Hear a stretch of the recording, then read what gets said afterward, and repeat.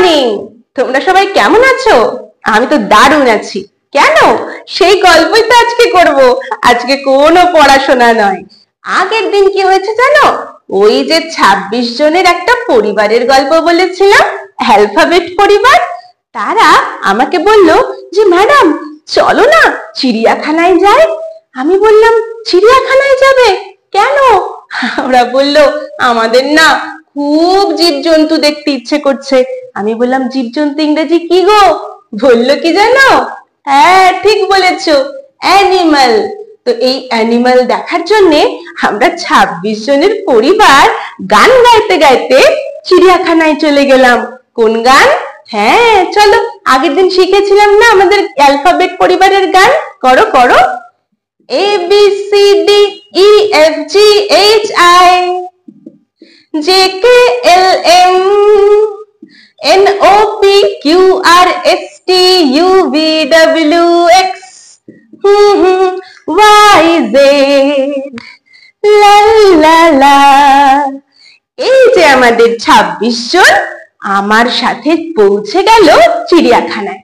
গিয়ে দেখলাম এত বড় বড় কান, এই লম্বা একটা সুর, ইয়া বড় দাঁত নিয়ে দাঁড়িয়ে আছেন কে? এলিফ্যান্ট। ঠিক বলেছো, হাতি মশাই দেখলাম আমাদের ওয়েলকাম করার জন্য দাঁড়িয়ে আছে। আমায় বলল ও ম্যাডাম আমি তো বন জঙ্গলে থাকি, এখন চিড়িয়াখানায় আছি, আপনারা কোথায় থাকেন? আমি কি বললাম জানো? ঠিক বলেছো, ইন্ডিয়াতে। বলল ও আপনারা ভারতবর্ষের লোক, আমিও তো তাই, চলো আমরা বন্ধু। এই শুনে হাতি কি বলল, ও ম্যাডাম আপনার ব্যাগে ওই খাবারগুলো কি? আমি বললাম ও এই যে গোল গোল গুলো বলছো, এগুলো তো শীতের ফল। কি বলতো? ঠিক কমলা লেবু। কমলা লেবু ইংরেজি কি? অরেঞ্জ। একদম ঠিক বলেছো। আমি বললাম খাবে? বলল হ্যাঁ আমার তো দারুণ প্রিয়। আমি খোসা ছাড়িয়ে এই দিলাম মুখে, আর হাতিটা হা করে গপ করে গিলে নিল। আমি বললাম ঠিক আছে, কিন্তু এই খোসাগুলোর আমি কি করব?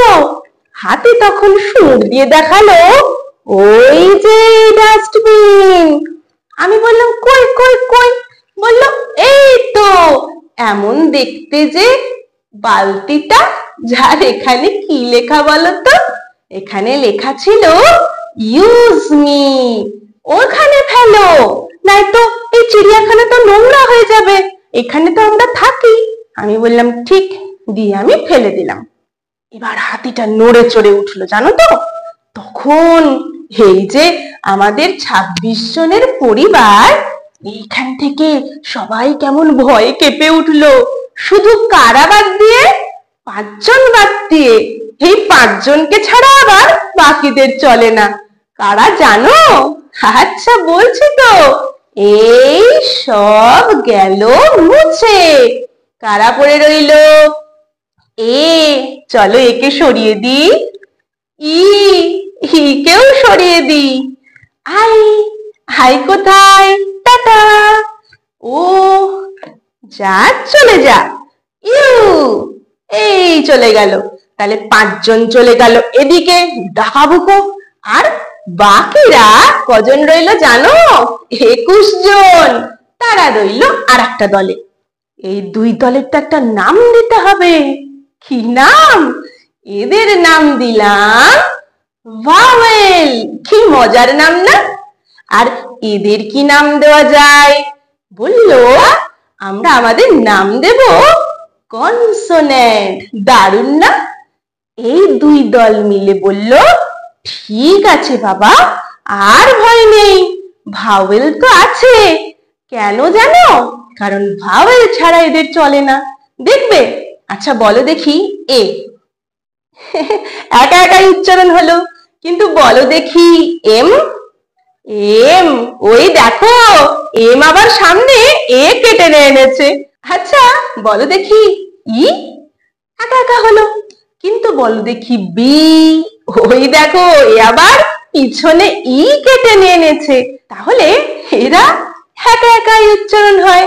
কিন্তু কনসোনেন্টরা কিন্তু তা পারে না, এরা ভাওয়েলকে হয় সামনে টানে, না হলে পিছনে টানে, তারপরে উচ্চারিত হয়।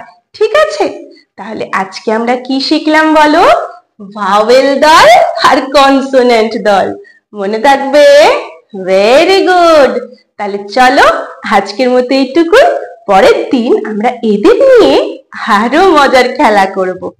এই ডেমোটি দিয়েই তোমরা বাংলাতেও স্বরবর্ণ ব্যঞ্জন বর্ণ পড়াতেই পারো। একটু সাজিয়ে নাও, নিজেদের মধ্যে একটু এক্সট্রা এক্স ফ্যাক্টর দিয়ে দাও, তাহলেই দেখবে দারুণ আকর্ষণীয় হয়ে উঠছে ডেমোটি। ভালো লাগলে সাবস্ক্রাইব করো, কমেন্ট করো এবং লাইক করে শেয়ার করতে ভুলো না। Thank you and all the best.